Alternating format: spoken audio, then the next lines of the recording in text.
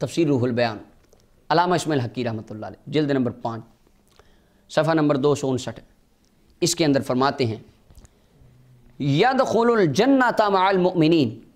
مومنوں کے ساتھ جنت میں جائیں گے 10 من الحیوانات، 10 جانور، 10 جانور جنت میں جائیں گے۔ کتنے جی؟ 10۔ بلند آواز سے کتنے؟ 10 جنت میں جائیں گے۔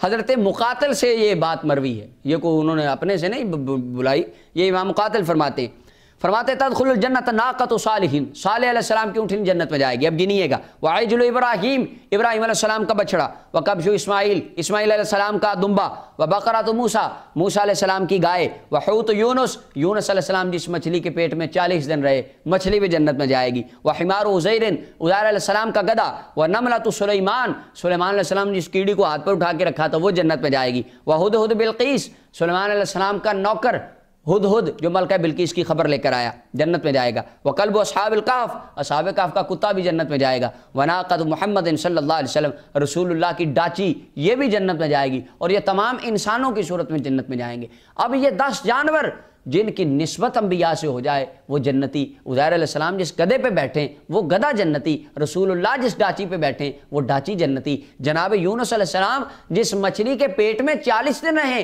وہ مچھلی جنتی، تو یونس کے امام الانبیاء جس ماں کے پیٹ میں 9 ماہ رہیں، اللہ نے اس ماں کو جنت میں کتنا اعلیٰ مقام عطا فرمایا ہوگا۔